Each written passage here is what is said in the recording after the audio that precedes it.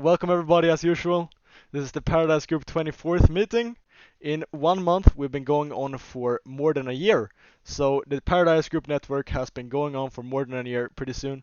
And I think that Saif was with us on the first ever meeting, which was a year ago now, pretty much. So thank you very much for sticking with us, Saif. Real pleasure to see you here and always good to have the prospects back. Smooth, I think, has been with us for a very long time as well. And Majid, Timon has been with us for a very long time and is gonna continue to be with us for the hopefully duration of our future with this group. So that's good to hear. And there's some newer members as well, like Hannes. You're pretty new, right? Yeah, I'm pretty new. Let's see here. Okay. So what are we gonna talk about today? The index for today will be AI takeover, so how AI will affect both education but also business. And then also some goals and projections for the server, how we will be able to grow but also expand the TPG brand and also network. Then debates, something we will be talking about more later on. And then also a couple of success stories for this meeting. Now, to rip everything off, we would like to talk a bit about AI versus education. Now, Timon, do you have any starting words for that? Because I know you're pretty well written or read. Of course. So I believe all of you guys know at least a little bit about AI, but of course it's a lot older than we actually think. ChatGPT, it's been on the rise since 2019, 2018, but trust me, it's been in use for much longer than that. And therefore, all the new inventions that are coming to light now, you get the AI image generators on Google Gemini, even software programming, it's evolving rapidly, right? Now, how does that play a part in modern day education and what we're taught in schools, how it can be used to improve not only your education, but your understanding of what you're being taught by school, universities, and just everything that the world presents you. So I think there's a lot of discussion to be had in this meeting about that. 100%, Timon. And also a fun thing is that in America, the student debts are going through the roof. People are spending Yeah. millions. Some people are spending millions for a doctor's degree. I know a lot of people myself that spent over 100K right now on a on a college, application and everything like that for student loans. And if they're going down a route that potentially in the future could be replaced by AI, they have wasted like hundreds of thousands of dollars or tens of thousands of dollars into debt that they could never use, and also of course the time spent. You only have a limited amount of time in this world, so why spend that in a in a school classroom studying for something that you will never even use? So very important nowadays that you are very keen to detail and really try to listen to what we're going to present today, because if you're buying an education in America with student loans and then it's getting replaced, let's say in 3 years, then you're gonna study for 3 years, and then once you're done with that, you have nothing to do. So be very careful with that. Now, over to the next one here. So, what is the power of AI, Timon? Well, as you can see, there are 6 bullet points right there, and that's just a little touch of what AI truly is. Now, we actually, in the sister company of the Paradise Group, the Closers Collective, me and Gustav, have recently invested into a software that will soon also be implementing AI. Now, of course, you'll see all of these software agencies or SaaS that have chatbots, AI, but it goes far deeper than that, right? Even with basic AI knowledge, you can ask ChatGPT to give you an idea of something, right? Mm-hmm. And then you can implement that with another AI to automate it. So you've always had these email automation type things where you put in a template and it sends like 10,000 emails. Now AI is personalizing that. So you can set it up so that the person whose email address you're putting in, their name, and you sending 10,000 emails and it's all personalized to that person. So AI is learning from the input that you give it, and then it's connecting things that are actually 20 years old to automate it, right? Technology automation has been around for a while, but now AI is scaling that. It's getting bigger. And you also have customization, as I mentioned. You can use the power of AI to make anything as suitable as possible to your specific needs. And that goes hand in hand with adaptability, right? Whether it's a software or whether you are writing an essay for school, if you use the right command prompts, the right input, then your output is going to be personalized and adapted to what you said it should be. Now, of course, scalability is very important, especially in what we are doing with our software, because our developer, great guy, his name is Evan, but initially it started out, we wanted a simple software that gets us leads. That's it. Now we are actually implementing email automation, as I mentioned before, as well as a CRM, automated dialing, and many more things to come. So very cool how you can scale software specifically with the help of AI. And as I mentioned at the start, you can ask ChatGPT to give you an idea, right? If your mind is fogged, you're phased, you don't know what to do next in your business, you can straight up ask ChatGPT, what should I do? And it's going to help you get into an innovative state of mind to take the next step to move forward.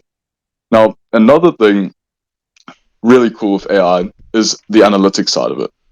And I know Evan is also beginning to implement that with our email automation and the analytics, the statistics that we're getting from that, right? So the response rates and how deep it actually can go. Because as I mentioned, technology, it's been around forever. Maybe in the last 5 years, we begin to see statistics and analytics of specific things as email automation or clicks on your website. But with AI, that's going to a whole next level, right? It's all specific to that case. Is this person in what country is he from? What device is he using? Everything can be scaled down to that specific person and gives you the insight required to move forward in your business. So AI is amazing, lots of benefits to it if it's used correctly. Exactly. And one thing that I always like to give you guys is some of advice, like real advice. It's always good to have things, generality advice, that, let's say you read a self-help book, you get those, you have to work hard. But what's even better that you should have a mix between is these things.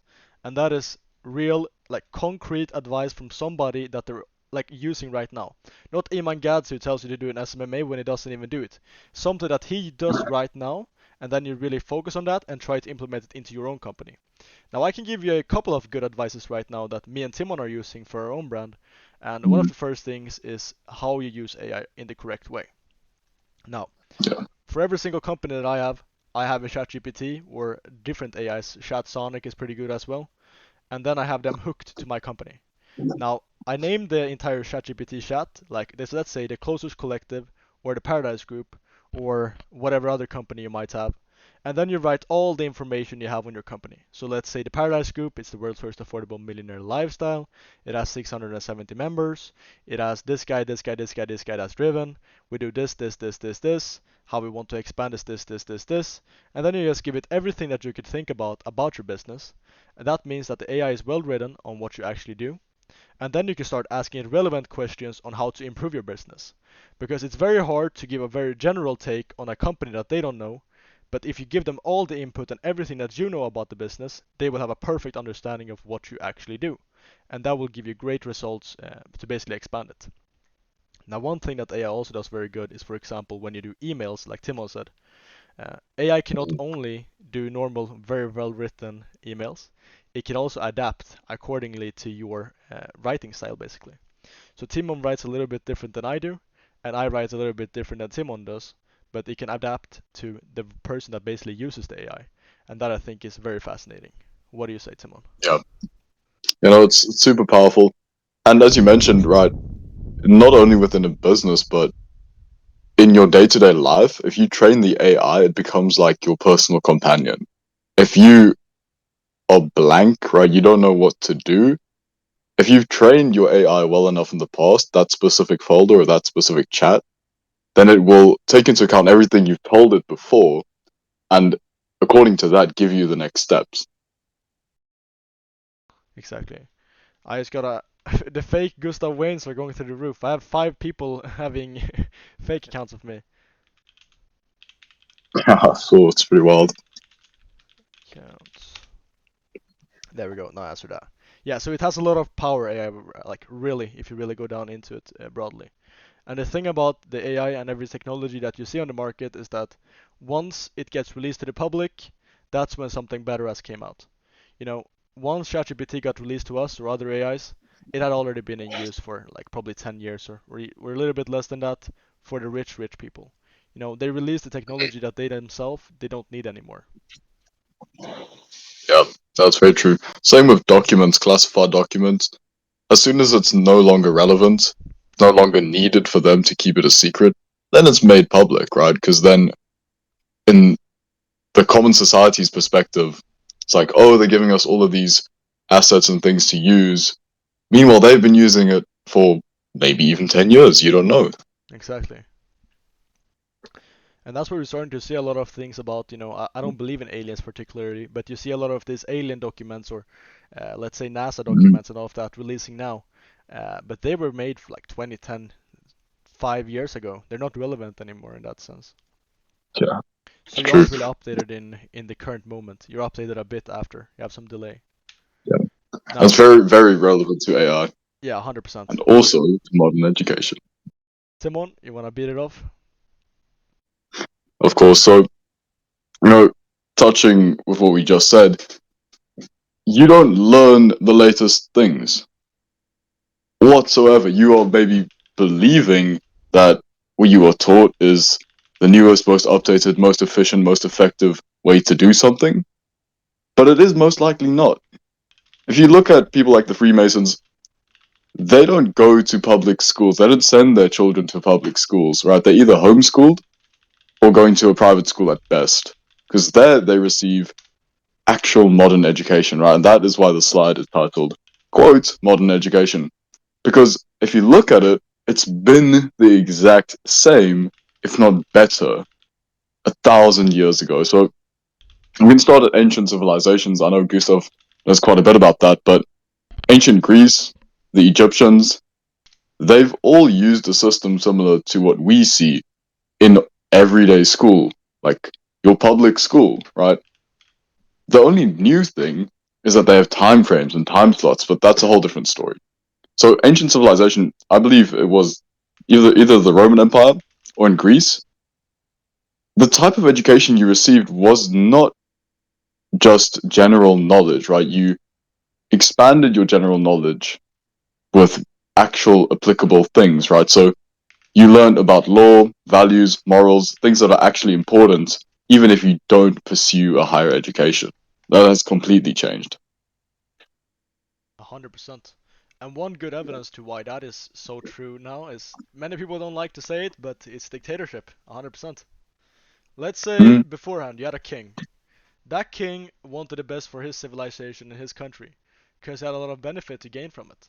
Which means that every department of that was just to make his civilization go forward, and then for their civilization to progress farther and also faster than the other ones.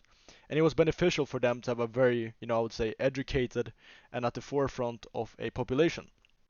But nowadays, it's a mess. Just look at it. Biden just released the transcripts of his interview for withholding secret documents, and he was saying the weirdest stuff I've ever heard in my life. He was saying, I don't even want to get into it, but it was very strange stuff. And then you just see all of these departments. You have school department, mental health department, you have every single department for everything, migration department, and they all want different things. They want to compete with other departments. They want to do this, and it involves too much of every single department's own values. That's a bit of a flaw with democracy, because the crazy people gets to be involved as well. And when they come to power, crazy things can happen with the civilization, and that's what really is, I would say, limiting this generation from really going forward. What do you think, Simon? No, that's very true. And the fact that you mentioned dictatorship, modern society, even modern education, quote unquote, has portrayed kings of the medieval time to be, kings, not dictators. But in reality, they were dictators. You didn't vote for your king. Exactly. It was the person's dad who was king before them, right? And they are taught how to manage a nation, how to manage those people for the best will of the people, but also for that nation. So yeah, the king is benefiting. He's rich. He did have very horrible kings. King James II, like, dude, if you ever read Macbeth, crazy story. They just killed each other. But you did get a lot of good kings who did what they did for the best will of the people. And also, if you link education into that, as Gustav said, what you were taught back then was a lot more applicable to whether you were going to school or not, whether you wanted to pursue a career or not. Because back then you didn't have lawyers, you didn't have accountants. I mean, yeah, you had the jury and the court, but those people were like really, really special. But it still opened doors to become really, really special, really important in society. But also, if you didn't pursue any career, you still had actual knowledge that would be beneficial to you.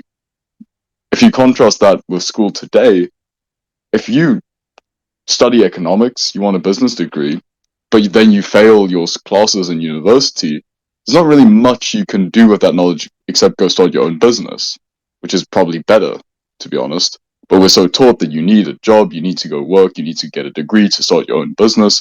There's no innovation, there's no originality, and that's been completely stripped from us because guess what? The people's best will is no longer their main concern. 100%.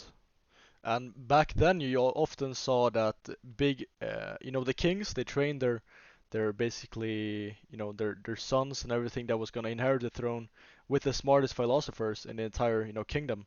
When you see Alexander the Great, I think, and I'm not sure exactly which mentor he was. I think it was Plato or some other person that was with him and mentored him through his guidance.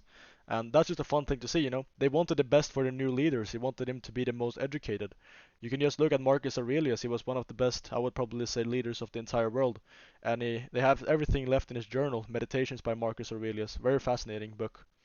And you can read a lot about what they thought, and it's very similar to today's problems. And that is, his life as an emperor.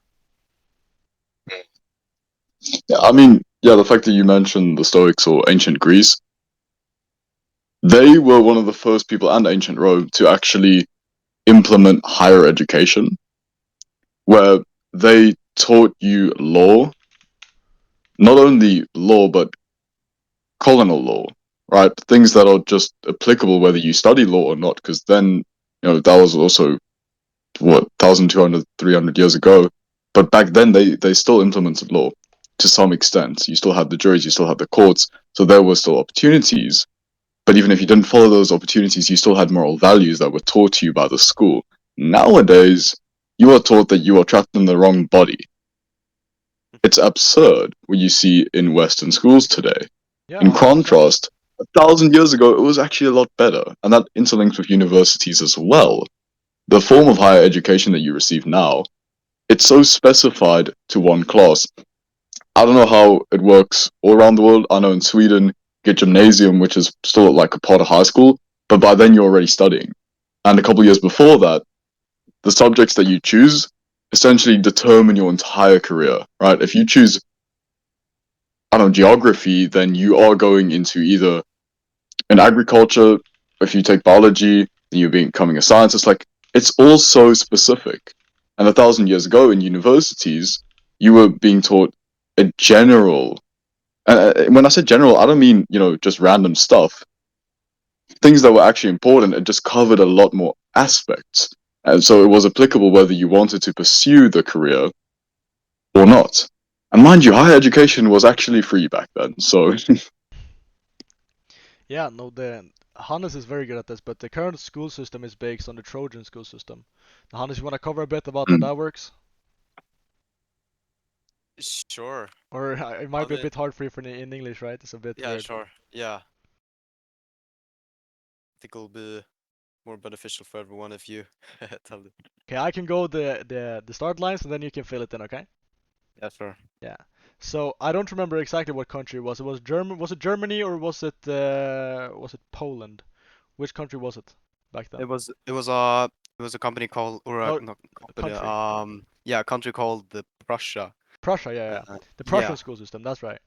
And then they tried to, yeah. So how it worked was that it was a nation called Prussia before. I don't remember exactly when. Was it probably around 18, 1700, somewhere there?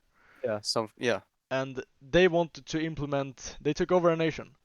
And as you probably understand, if you are pretty capable in thinking, is that you can't rule a nation that doesn't want you. You know, you can't really rule a nation that doesn't want you in it. Let's say somebody takes over Russia today, and let's say it's North Korea. North Korea won't be able to rule Russia because the population will not be with them. So the way to rule a nation is that you have to get the people to believe in what you believe. Now, if you, let's say, Sweden wants to take over North Korea, what's the best way to do it? is the best way to try to make this generation believe in whatever you do? Is it? It's really hard to indoctrinate and try to make somebody who's 60, 40, 50, even 35 years old to change their beliefs of everything that's happened before. It's very, very hard, especially when they know what's happened in the war. But if you go to the children and the newer generation, and then you start teaching them and getting them away from their parents, and then you start giving them knowledge and something about what you guys' beliefs are, and then you limit their basically old education, and you start going it towards what you actually want them to believe in, then it's much easier, because children aren't as hard to indoctrinate. And that's a very simple thing. So what the Prussian school system was that they wanted to get a nation that believed in whatever they had, and their basically ideologies, and what they had as their morals and beliefs. So what they did was that they implemented free school systems. Now this is very interesting. If you make a school system that everybody has to pay for, and then they have to pay to get indoctrinated, then it's not too easy, eh? But if you make it obligatory, like it is in Sweden and many other countries, that you have to get studied under the Prussian school system, so you have to go to the school from, I think it is from your 5 until you're 16, you have to go there, your most influential years of your entire life. You have to do that for at least 8 hours a day. Then you're gonna have big consequences, because then you make the school system free. Everybody has to do it according to law, or else they'll be punished. And what happens then? You can start indoctrinating the children, and the next generation will be more likely to think like you want them to think. And that is what this current school system is like. Mm. And then decade by decade by decade by decade, generation by generation, the people who were indoctrinated and propagandized as children were then 100 years old, and their children's children were taught the exact same thing. And eventually we get to where we are today, where you are obligated to go to school, and sometimes you have to pay for it. And that's not even touching university. So it's crazy. Hannes, was that a decent explanation? Yeah, for sure. And then also in America, why the school system became the Prussian school system there is because of a very lovely fella called John D. Rockefeller and the other guy, J.P. Morgan, and all of those rich guys who basically bailed the US government out many, many times. If you study the history, you can see that they had more money than the Federal Reserve many times during the history of the world. Now, what happened with the school system in America? Well, J.P. Morgan, I would probably say Rockefeller, I don't remember exactly who. I think it was, what was his name again? Yeah. It was And one more guy. He's very famous. Horseman. Who? I believe. Horseman. I don't know his. Horseman. Yeah, it is Horseman. Wait, let's search it up. It was one more guy Yeah. as well. But Yeah. those are the two main ones. Now, what he wanted was that he couldn't find enough capable workers to get into his factories. This was during the Industrial Revolution. And he wanted more people who could run the more complicated machines and not be, stupid. He wanted people who could actually work the machines, work the schedules, work everything that he wanted. So what he did is that he went together with some of the biggest magnates and the biggest people in the business world back then, and they implemented a free school system. So everybody got allowed to go into school, and they paid for it. Now everybody thought they were heroes, Rockefeller and all of them, and he famously quoted this: "I don't want a nation of thinkers, I want a nation of workers." So they basically taught people just enough so they could basically monitor and do whatever they wanted them to do. You can see that the alarms for lunch and alarms for a break ending, that's just the same as working in a factory. You can see the cafeterias and everything else, it's very, very similar. And then you can see you have to raise your hand, you have to sit in you have to do as you're told, everything is very limiting. Mm. Let's see here. The funniest part is that was free. Now you pay for it. Yeah. And I know Rockefeller basically funded America more than 100 years ago. It was like, what, 1890s, up until like the 1920s, 30s. But 900, 800 years before that, in ancient Greece and the Roman Empire, your universities were free. Yes, basic education was also free. And they taught you more applicable things. The first university ever was established in 1088, which is almost 1,000 years ago from where we are today. I believe it was the University of Bologna in Italy and the University of Paris. And back then, you probably were better off going to university than you would have ever been after that. 100%. because of what they taught you. They taught you law, whether you liked it or not. You were taught law, and you were taught ethical works. What is actually right and what is actually wrong? Because that was 1,000 years ago, before people were fully corrupt. And in ancient Greece, people were really moral. They actually had values, and they followed that, and that's why they were actually, a really strong nation. So they wanted the people to be good. But, fast forward 800 years, you get Rockefeller, and he just wants workers for his own benefit. That's what you need to realize. They don't care about you anymore. Call them the elite, whatever you want, the government. They don't really care about you. They just care about how you can be of benefit to them. 100%. And if you don't know the reason for why the Roman Empire failed, it's very interesting actually. Now, many people say the main reason, or the actual main reason, is of course that they started going and expanding their territory, and they expanded it very far, and then unfortunately, them being stupid, they split off basically the entire kingdom over into two parts. I think it was, let me see what they were called again. They split Rome into two parts, which were ruled by two different rulers. Let me check what that was. Two split into two parts, yeah. So you had the, let me see here. What were they called? Do you remember what they were called, Timon? Yeah, it was just pretty simple. Frame of reference? It was Eastern Rome and then Western Rome, and they were ruled by two different rulers. One of them was Emperor Docelitan, and the other person was I don't remember his name, but he's pretty famous as well. And they basically ruled two different places, and they really, split the nation in two. And it started broadening, and the power of the government was very, very high, but it wasn't no longer a, one ruler, basically dictatorship or a monarch, or whatever you call it. It was a more, how could you frame it? When Caesar got basically killed. Democracy. Yeah, a What we little bit see like a today, where democracy. you get left wing and right wing, where you divide a nation of people and then give them different beliefs, and eventually they turn against each other, and then they are vulnerable for another nation to take over. Yeah, but the simple part why that is true is because they're not focused towards one goal anymore. They're focused towards issues Exactly. that don't exist. You're focused, you see in the Western nation. I live in Sweden. People who live in a factory, let's say in India or some other country, they don't have time to think about if they're LGBTQ or not. They don't have time to think if they're burned out or not. They don't have time to think if they're depressed or not. They don't have time to think about that because they have to focus on other things. They have to focus on, providing for their family, being successful, and also just trying to survive. But what comes with a very, very privileged nation like Sweden is that everybody has it so good, but they feel so bad. Everybody starts becoming depressed and burned out.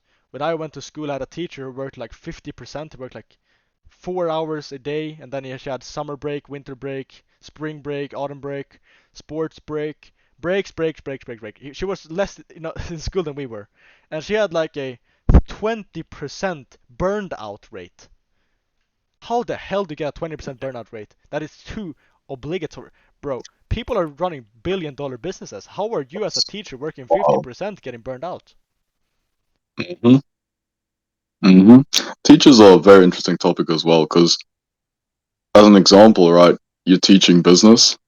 If you're a lecturer at a university, don't even get me started about high school, but if you teach at a university, those people who come to you and listen to you speak, they want to pursue business. Even though they have been brainwashed to believe that they need that degree, they still want to pursue business. They still want to do something. But you are listening to somebody who failed. They are teaching business because they weren't good enough themselves to be successful in it. So they went ahead and got the teaching degree, or I think it's like a 1 year courses in most countries, and then you're a certified teacher. Boom. Now you can earn a salary because you couldn't make anything of yourself with your actual business knowledge, but you're teaching it to other people. It's insane. 100%. Now, not to go too far into the education space, because we are supposed to focus more on the AI topic today, but I do believe we have to enlighten this, that school Mm, is very, very, very useful if you're in America for many things. But mm, only prestigious schools. Only prestigious schools. Let's say you're born in Brooklyn or some very, very poor neighborhood, the Bronx or whatever you want to be born in, some very, very poor place in America. Then the biggest thing that determines your net worth is your basically address. or your postcode. That's the biggest thing that determines if you're rich or not. Hate me if you want, but the biggest thing that determines if you're broke, if you're rich, is your basically postal code. That's it. If you're born in a rich neighborhood, if you're born with rich parents, if you're born with rich people, you have a much higher risk of becoming successful. And that is the harsh truth, is because usually the people who are broke or the people who aren't successful right now, the biggest reason for that, or if you're older than let's say 40, is because you've spent more than you save and you don't have financial literacy. Now, if you're brought up in a very famous place like let's say Malibu or some other place that has a very good postal code, you have been brought up with richer people, richer friends' families, hanging out with richer people, and you usually get a very high level of financial literacy just by being born there. And that usually leads to much higher acceptance rates in everything else in the world. And the biggest thing why you need to go to good schools is because you basically get a range of postal codes. Let's say you were brought up in the Bronx or born in let's say Brooklyn or something. The best thing you could ever do if you aren't an entrepreneur from start is this. It is to study extremely hard in high school, study extremely hard in normal school to get a degree or at least get accepted into Harvard or Yale or Stanford. Because if you're gonna get employed at Google or whatever you wanna go to, they hire the people. They even did a study on it. Like 95%, it made a 5% difference only if you got accepted to Harvard or if you chose to go to Harvard. Now I recommend you guys who get the chance to go to Harvard, no, don't go there, don't go there. Just get the acceptance rate that you got it, and then you can get into the bigger companies, and your network would be even better with that. Because they have a huge rate, Google just like they literally just click and spam those people who get accepted to Harvard. They Yeah, even if they're not certified. Exactly. They just look at Harvard acceptance rates and make a 5% difference, it will change your life drastically. Because if you write in your basically CV, even if you don't have anything else and you say I got accepted to Harvard, they will know you're a smart person. I promise you that's really worth it for you in America. 100%. Mm. What do you Yeah, think, no, guys? for sure.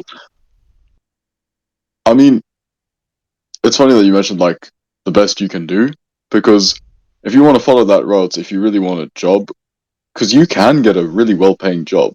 By all means, if you go to work at Microsoft, Google, really big tech company, you will get paid a lot of money and you will have pretty nice lifestyle. That being said, getting there is most likely going to be harder, and even harder, in my opinion, if you do go for a higher education. Now, the reason I say this, tying back to what you said like a couple of minutes ago, the people you surround yourself with, you they rub off on you, right? What they talk about, it rubs off on you. So if you are born into a rich area, then even just hanging out with those people, you learn financial literacy just by listening to what they say. And what's interesting is during the COVID pandemic, we were in a lockdown. You were not even allowed to go outside.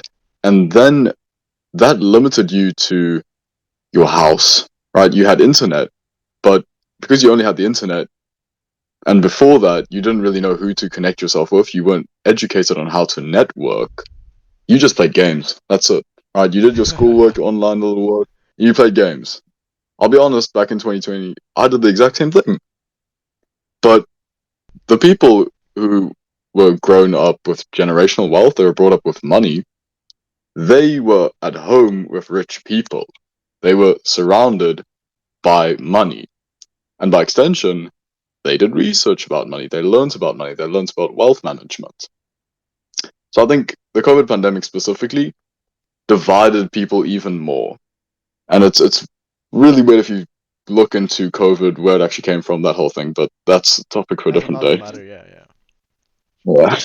But I just think it's very impressive for you people here who don't have a family or anyone in your family who's rich or have a business, that you are in this call and Mm, trying to pursue business. Because I know agreed. thousands or hundreds of people or tens of people in my personal network that where I was friends with when I played video games, where I was friends with when I was just going to school or playing soccer or whatever I did before, they didn't even think of entrepreneurship as an option.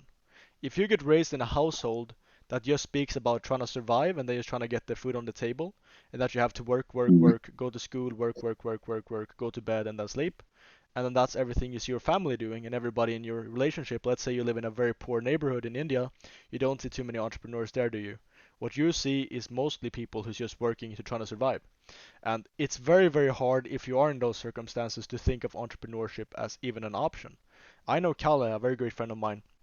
His entire family, like 1,000 years back, they've never been entrepreneurs. Nobody in his family has been there. All their friends, none of them are entrepreneurs. Nobody ever there has ever been an entrepreneur. It was not an option for him. He didn't even think of entrepreneurship as a way to go. He didn't even know it. And that's a big thing that, these online gurus have literally done. I'm not the biggest fan of Tate. I'm not the biggest fan of Iman Gadzi. But they have at least opened the eyes to a lot of people who didn't have it before that they can become an entrepreneur. And that is something I have to respect. Yeah, no, for sure. Because if you are broke or rich, it's not that hard to see wealth, but to understand it is a different story. 100%. And the more you see it, the more you want to understand it. And by extension, if you're rich, then you know about wealth. If you're brought up rich, then you learn about wealth. If you are poor, then you might see it, but you don't learn about it. At least not out of your own. Yeah. It's not a choice you make. And how Kalle think, this is So- a very fun thing I like to think Yeah. of. When Kalle liked to, when Kalle really liked to work with doing very, how can I frame this in a good way? Like building stuff and all of that. He wanted to work for a construction company.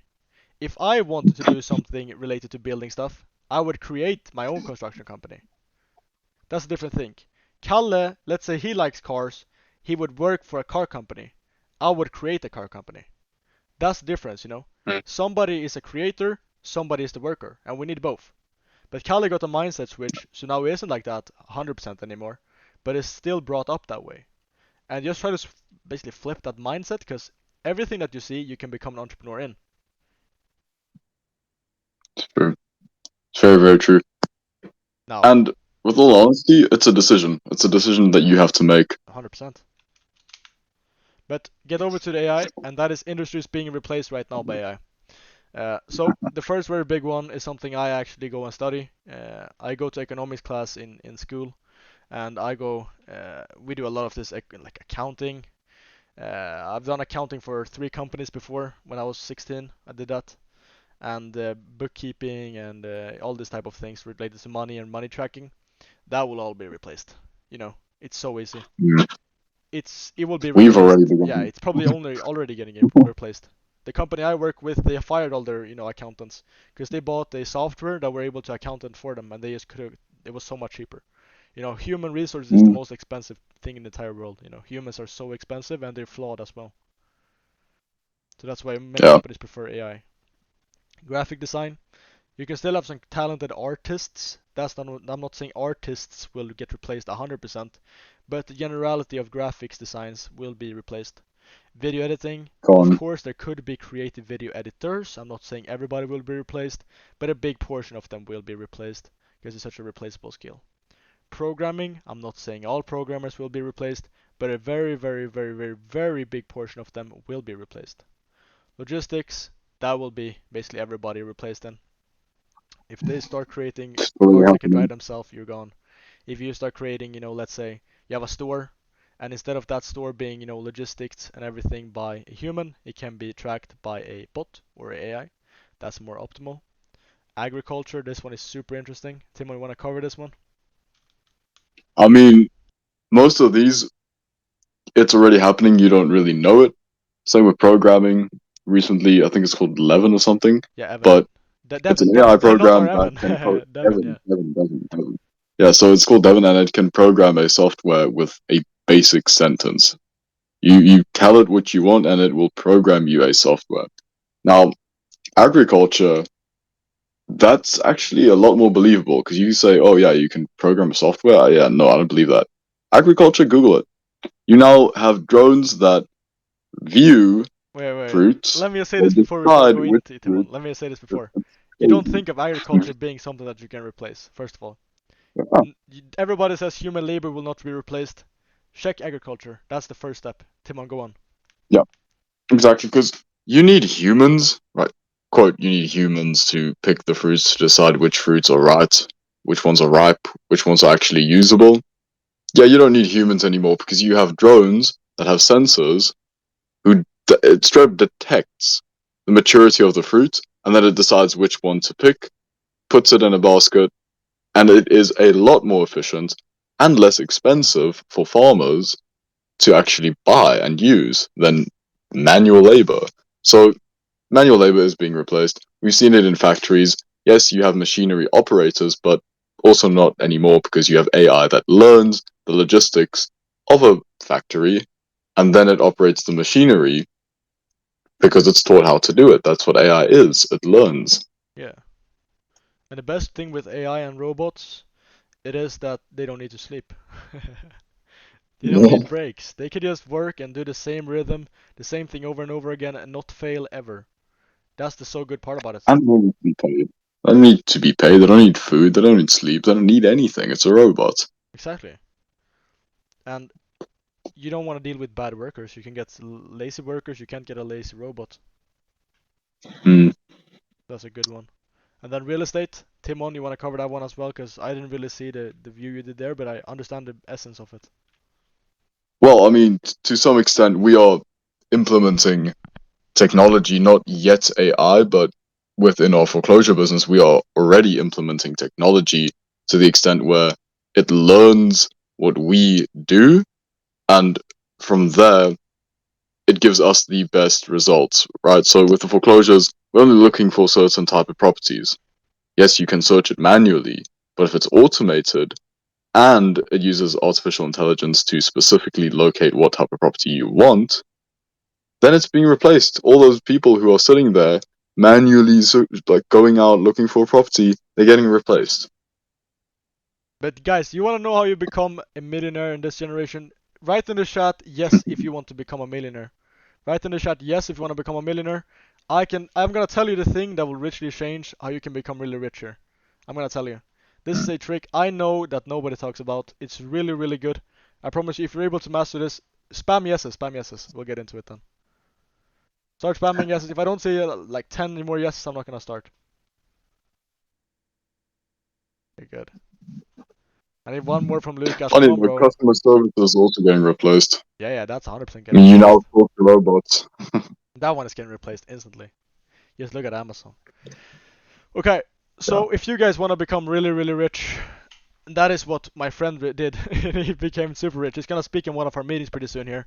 But how you become super rich with AI and with software is this. Don't look for the general things. Don't try to create the next ChatGPT, then you're retarded. Don't try to create the next instantly, then you're stupid. Don't try to create the next graphic designer or the AI generation pictures. That's stupid. It's retarded. It's so dumb, it's insanely stupid. Because you have people with literally millions or billions of dollars creating it towards you and they're trying to fight against you. Why fight for market share with some of the industry's biggest people? It's retarded. It's so dumb. How you become rich with software, how you become rich with AI, how you become rich with anything here that has to do with programming and the future is this. You focus on smaller or bigger industries at a very, very, very specific problem. A very specific problem. Super specific one. Mm. I, for example, with addict conversions, I have to find addicts. It's 5 companies in Sweden who does that, but let's say in America there are like 150 addict conversion companies. They're all making millions of dollars. It's not a $1 billion industry, so that's one thing. But how you can make millions of dollars with this, I'm gonna tell you that right now. This is something you can make millions of, and if you want to take it right now, go for it. It's just an example. But I own an attic conversion company, which means that I convert attics over into apartments, and for that I can just show you on my screen here. I'm gonna show you a couple of examples which can make you rich. Listen close to this. I promise you, this is really smart. If you're able to do this, you'll make a lot of money. Okay. Oh, this was me when I looked at Antarctica. Okay. Let me find Sweden. Okay. Look here. So this is my business venture right now. It's called attic conversions. Now, what do I do? And why is it so profitable? Let's see here. Okay, so you see all these rooftops here in Stockholm, the city, the capital of Sweden? Every single square meter here is worth $15,000 to $10,000. Every single square meter. Now, what happens then? There is only a limited amount of properties and you can't build any more houses here. That's impossible. Well, so what do I do? Well, what I do is that I found attics, which is a rooftop. You see this? For example, this one. This is an attic. Let me just find a better one probably. That is more precise to this thing here. Okay, this is perfect. So this is an attic. Now, the ones here, they have storage space up here. So all they have is like their old chairs or their old furniture or like your bike or something that you don't use anymore. Pokemon cards that was used in 1995. All this old shit they have on top of the roof. But keep in mind that every single square meter here is worth between $10,000 to $15,000. So what do I do? What do I do there? I convert this useless storage space into this, an apartment. So here they created 4 apartments. 1, 2, 3, 4. Now, how many square meters is this place? Let me check. Bam, bam, bam, bam. It is 600 square meters in total. Which means that is, and to do the calculations here, you take 600 and then you divide it by 2 because half of it is useless. And that leaves you, this is a shit calculator, but let me see, that leaves 300. And you take that times, let's say, $10,000 per square meter. That leaves you with $3 million of rooftop space that isn't used. Now, how could AI help you with this? Well, right now, I'm doing this manually. I'm finding every single house I have to find manually. I have to find and send an email to every single person. I have to use my systems for every single one. What if AI could just scan the entirety of Google Earth here and find every single attic that hasn't been converted? That would save a lot of human capital. That would create huge lead list. And I know people who would pay hundreds of thousands for that. I'm getting paid hundreds of thousands for that. And I'm doing it by hand. That's something that could be replaced by AI. And the same could be said about America. There are a huge foreclosure market here, which me and Timon does. And instead of us having to go there and literally find all the foreclosed properties, if an AI could just find it, or let's say a software could find foreclosed properties for us, people will pay millions for that. So find these small problems in industries and then solve them, because small problems could be worth millions if the industry is big enough and there's enough profit margin. That is how you become extremely rich. I promise you that. Mm. And I think a lot of people might have just went to the conclusion, well, if AI can do it, then is it not replacing me? No. And that's the next part that we're going to cover. Because, yes, AI is going to replace a lot of jobs, a lot of people. But how do you not get replaced? That's Very simple. And it adds to your wealth if you leverage AI and you know how to use AI. You educate yourself on AI. What is AI? It's artificial intelligence. Okay, what does that mean? Do research and do it specifically to what you want to use AI for. Right? So when you understand what AI is and you understand the power of it in your specific business venture, then you can begin to leverage AI to your needs. You can increase the efficiency by automating things. You can be more specific instead of just going in a general area where there might be an attic that can be converted. Use AI to go into all of the areas where there are known for a fact lots of attics that can be converted. Or same with foreclosed properties. Certain areas have more people who get foreclosed because their standard of living is worse, their income is lower. AI can be implemented, this is just a specific example, but it can be implemented to go into those locations specifically to find it, instead of you manually going all over the world trying to find something that might work. This can be used in any business, right? Even if you're not pursuing an actual business, if you're not an entrepreneur, it's still important to understand AI and how you can use it in your day-to-day life. Right? Whether you are a writer, an artist, a creative, whatever you are, AI is going to be helpful, always. And it's the new thing. Technology is growing every day. We learn about new things, image generators, video capturers, and AI, it learns. So instead of thinking AI is going to replace me, think about it this way. Me and AI are going to replace the people who don't know about AI. That's true. Really good. Really good It's your saying. companion. So how you don't get replaced by AI is that you leverage the power of the AI. That's 100% the right way to put it. Perfect, Timon. Really great presented there. Because if you basically take the message that me and Timon has took today, and then you really analyze on the industries that's gonna get replaced, and then you don't get yourself into that trouble, Don't go into customer service when you know customer service will basically be replaced. Don't go into the industries that's 100% getting replaced, because then you're literally getting yourself into debt for things that won't even work. Why would you pay people for something that you can't even use? That's stupid. You would never pay for a car that don't work and then you would pay millions for that. That's really stupid. Now, what you do then is that you pick an industry that either won't get replaced, or you start using the AI yourself and create a business towards it. That's very smart. So that is some of the things that you could do to try to be AI proof, I would say. Do you have any final words for the AI? And then we're moving over to the next topic here, Timon. I think it's important to note, yes, you maybe should not get into those industries. If you really believe in yourself and you think that that is a profitable industry, instead of doing something that will evidently be replaced, instead of being replaced, find the things that will be replaced and find a solution to that. Because yes, it's a problem that people are getting replaced to an extent, but it's only a problem for those people, right? Exactly. So leverage it, understand it, and then benefit from it. And somebody has to run the AI as well, guys. If you become high enough in a company, they can't replace you. Mm, They replace the replaceable. If you find something that makes you irreplaceable, then you're really valuable. Now, this is a amen. pretty interesting one.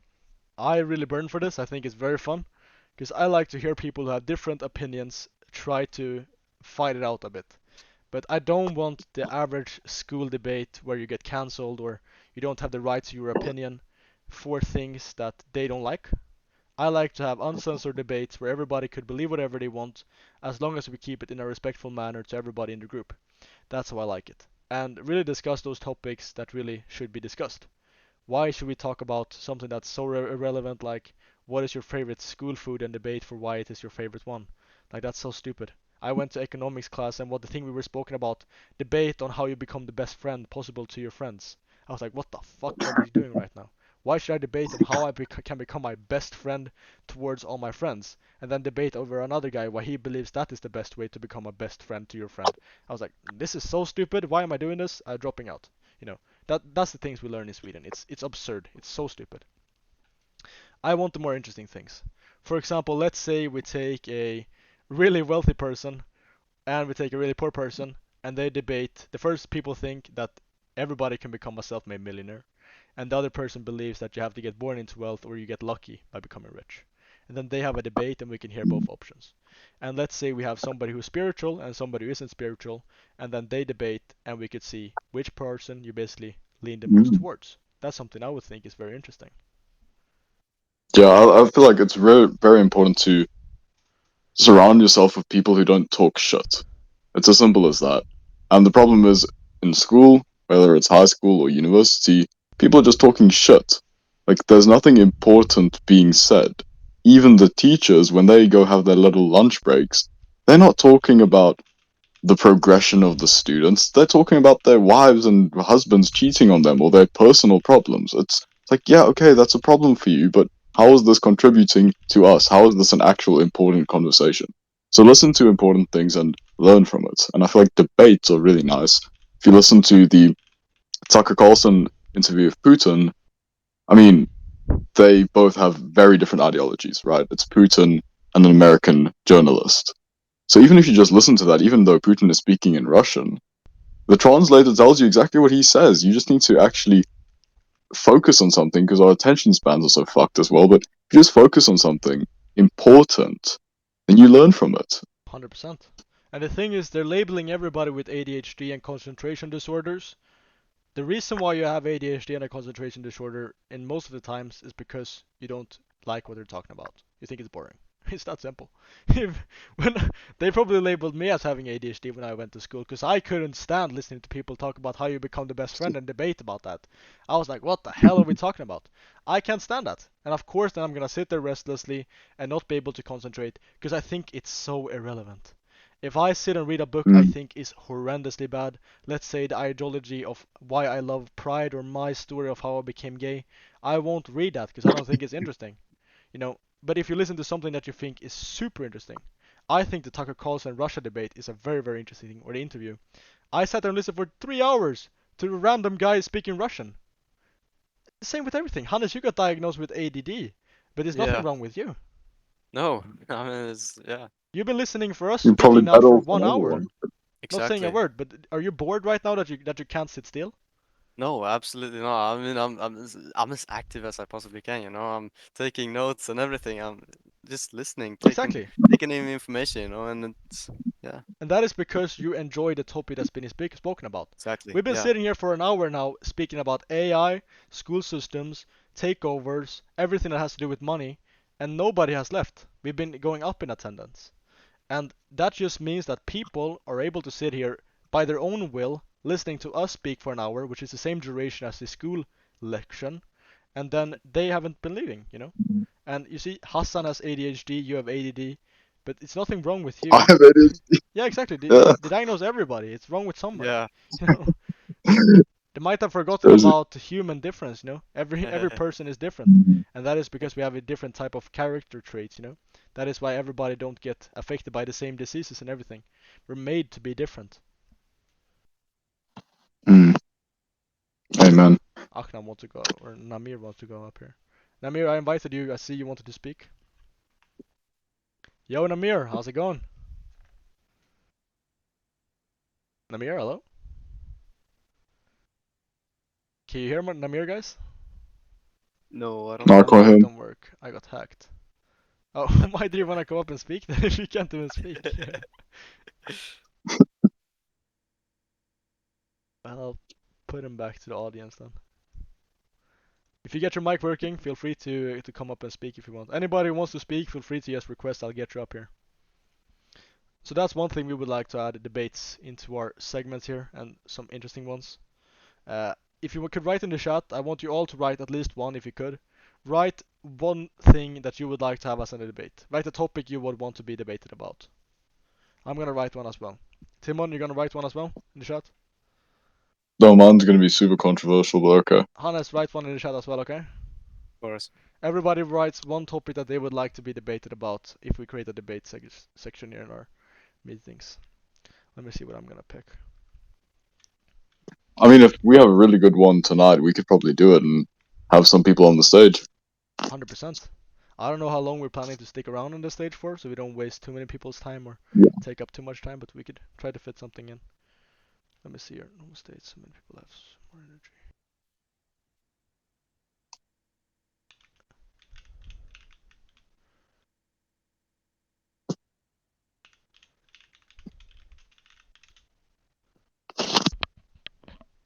Hassan actually has a really good one. It's becoming so about timing or about the work you put in. That's a good one.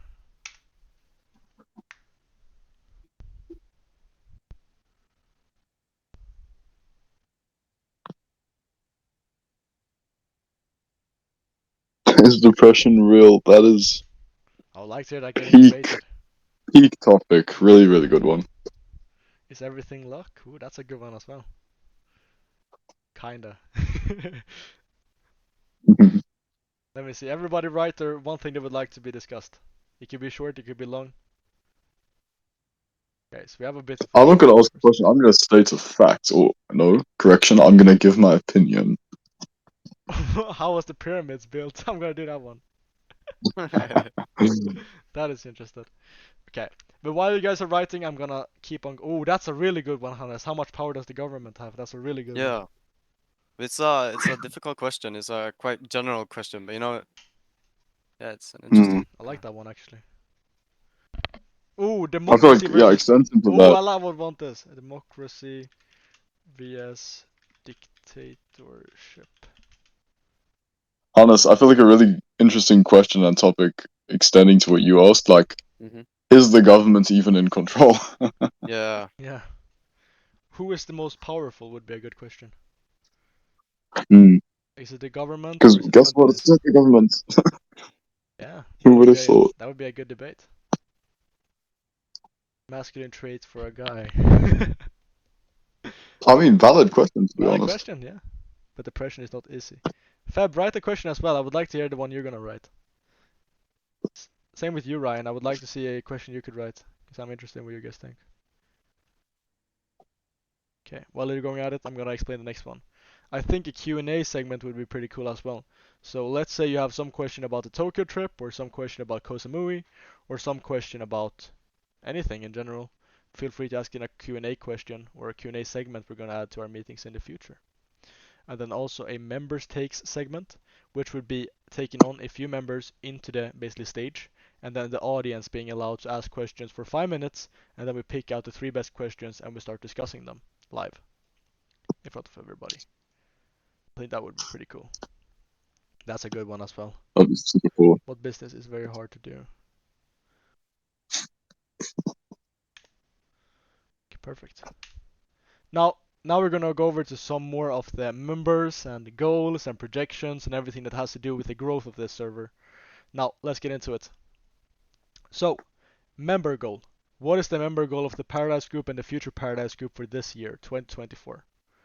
And the first goal I'm gonna have here is a shorter goal, and then I'm gonna go over to the longer duration goals. Now, by April, I want this server to be 1,200 members, and you can make that a reality. Everybody here, if you invite, let's say, 10 people each, we will have 130 people more.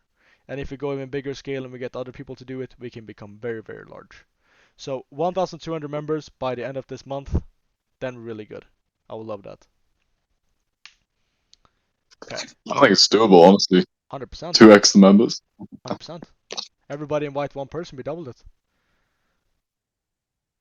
Okay, so to get access to a special event that I've created, I've been doing some networking, I've been doing some speaking, I've been speaking to a lot of very relevant guys, I would say, in the business world that are entrepreneurs and aren't 60 years old or 50 years old. They're our age, they're between 18 to 20 years old, and they're all super driven. Now I've been spoken to a couple of 7-figure entrepreneurs that are teenagers still. There are 19, one of them, and then one of them is 21, so they're a little bit older. But all of them have some pretty decent funding and they're very successful. And I've made a deal with them. If we're able to hit 1,200 members by the end of April, then they're going to be in one of our meetings and you can ask them any questions you want. So if we're able to hit 1,200 members by the end of this month, then we'll be able to have 2 or 1 7-figure entrepreneur in one of our meetings, sharing all the knowledge that you possibly can, and you can ask them any question you want. I think that would be super cool, but it's up to you to make it happen. It's only you can make it happen. I won't do any invites. I already know the guy. I can ask him questions whenever I want. It's up to you. How bad do you really want it? I know Carl here. He says he's really want to become an entrepreneur. He doesn't know what to do. I know a lot of people in this chat. They want to become rich, but they don't know how. I think the best way to do that is to ask somebody who's already done it. So why not start inviting people and get that person on the meeting, eh? But what do you say, Timon and Hannes? That would be really nice. I mean, yeah, of course, we have the access. We can just ask them a question, and if we do get 1,200 members, though, then everybody can ask them questions, and we can't always think of all the questions in the world that need to be asked. So it would be great to have them in a meeting as well. 100%. One of them actually founded their own software company, which I think is very interesting. A lot of people become very rich with SaaS, especially when they exit that company. You make great returns on that. So the current member count is 671 members, which means that if we get a little bit less than double the amount we have right now in 1 month, then we have been able to hit our goal. And that is 100% possible, 100% possible. So everyone start spamming something in the chat. Just spam, let's make it happen, whatever you want. We should make this happen. We should be able to hit 1,200 members by April. We want that, guys, to feature in our meetings. Come on, guys. Don't you guys want to have a segment basically be able to interview a 7-figure entrepreneur and become really rich with that? I would love to. I would love to share that with you guys. Yeah, I think for community-wise, that would be amazing. Because remember, you think 7 figures, 1, 2, 3, 4, 5, 6, 7. Yeah, 7 figures means a minimum of $1 million. Minimum. So let's make it happen, guys. Come on. We need to get this up and running. I have the conversation with them. I can speak to them whenever I want, and I want to make it go on. The 3 people who invite the most people, they will be able to be on the stage as well with them. And I could probably even get you guys to be accepted as his friend request, and you can speak to him, one-on-one potentially. So let's make that happen, guys. Come on. And then the next goal we have here for the TPG is the 2024 member goals. So how many members do we want by 2024's end, the start of 2025? I want 5,000 members in TPG. We can make it happen easily. If everybody here invites, let's say, a couple of members, then we can make it happen. I want this to be happening. I want 5,000 Discord members. I want this server to grow. I want the knowledge to be spread. I want everyone here.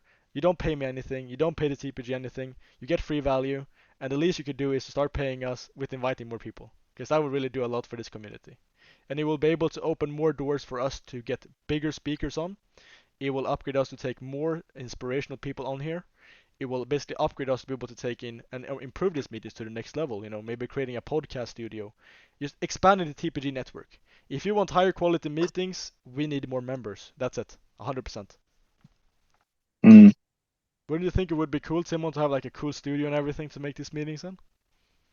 I mean, I was honestly thinking about that as we spoke because, yeah, we are always having interesting conversations, but the more people we have listening, the more people we will have to include in these conversations. I think many people think, oh, I'm exclusive in these Paradise Group meetings. No, mind you, like 6 months ago when I joined, when Smooth invited me, I was also like waiting for interview. Like I went from the bottom of the bottom and now I'm speaking in these meetings and I personally enjoy spreading knowledge and it's always fun to hear what people think. But the more people you have talking and spreading knowledge, the better. The more you learn. 100%. I just thought the podcast would be insane. 100%. I believe the same. And the biggest part about this is I would love to have in Koh Samui when I move there. I'm currently putting out some bids for a couple of houses right now in Koh Samui. And if I'm able to get one of those, I have a perfect room for a studio. And if I'm able to get that studio, it would be really sick to fly, let's say, one TPG member out for every month or something like that. Or let's say I fly a TPG member out once every 3 months, whatever. And then I put them into the studio, and they're able to live with us for the TPG lifestyle for 1 month at least. And they'll be able to try it out. And also be in one of our podcasts and one of our meetings, and be able to really grow this community to the next level. What do you guys think of that? Having a TPG studio, flying one of our members out once a month, and then them being able to participate in it speaking. What do you think?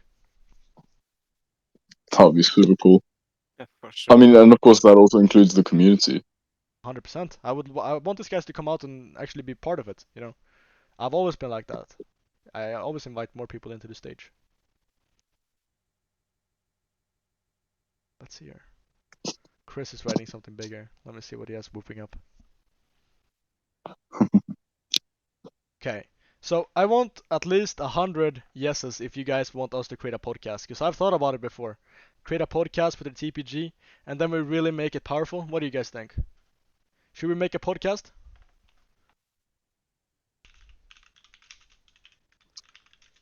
So now the spam comes. And would you even listen to it, guys? Would you listen to a podcast if we created one? And what would you like it to be about?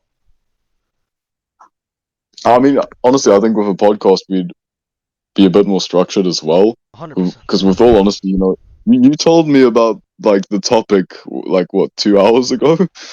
Yeah, same. Not even. Yeah, me and Timon Like don't we've prepare for both been this. freestyling. I'm doing Exactly, we've business both all been week. freestyling on Yeah, everything. we just been speaking about off top of our mind. We don't have a script. We don't have anything. We just speak. I see Abdul Majid here really wants it to happen. Same with Ryan. Let's go. Okay, so let's make 5,000 members happen. Let's make 1,200 members by the end of this month happen. And also, let's make a TPG podcast happen. That's what I think. That'd be sick. Now, I want 500 futures in the server. 500 futures. That's what I want. 500 people who had an interview with one of my staff, or me, or anybody else in the TPG community. I want 150 prospects. I want 150 people who's making above $1,200 a month and has over $5,000 saved up. That's what I want in the community. And I want those guys speaking. That's what I want. 1024. Gotta go. See you, Chris. Amazing having you. And then, Chris is a good guy. it's soon over, guys. So hang in Love with it. that, man. So notify the TPG about your achievements. If you ever are making a set amount of money a month, let's say $1,200, which is our requirements for becoming a prospect, then please send it in the success channel. Please send me a DM so I can promote you over to a prospect, because that is very powerful. Then you get access to another community as well.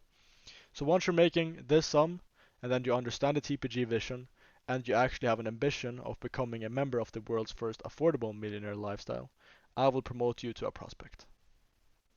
Which is the same with us and basically Timon as well. Yeah, I mean, being a prospect, I will be honest, it is pretty exclusive. Um, but all you need to do is make 1,200 a month, right? And that's the goal for everybody. Yeah. Want to become stable, but also free, I financially see wise. Namir spamming in every group chat I can see. Namir is spamming TPG, what a G. Yo, TPG is going everywhere. I see it in Discord servers. Bro, you guys are crazy. 11 killers just spreading the word. Okay, so that was basically everything we wanted to share with you guys today. We wanted to cover a bit about AI, a bit about the goals, and just how we can really become great together. I thank you all for being in this meeting. I hope you enjoyed it. Tim, do you have any final words for the recording, but also for our TPG members here? Yeah, I think we covered a lot of good things today, especially delving into AI, the benefits of it, and how to leverage it, how to use it. I hope everybody who actually were attentive here today and listened got a bit of a better understanding about the school system as well, because let's be real, you're not benefiting from it, and if you are benefiting from it, you're just lucky. That's a fact. So I'm very glad to see the attendance in this as well. Like it has gone up since we started, and I feel like everybody who's here on a Saturday night, and Gustav always says that's why it's held on a Saturday night, because most people are out partying, they're out drinking, doing simply degenerate things. So the people who are here tonight, it's really good to see you guys here. It already shows dedication. That's a good word. Hannes, anything last you want to say? Yeah, I mean, I think we covered a lot, especially like really, yeah, I definitely learned a lot of stuff today. Been a extremely educational meeting today, for sure. Well, thank you guys as always. I'll see you in 2 weeks, and yeah, keep staying curious, and I'll see you next week. Bye bye, guys.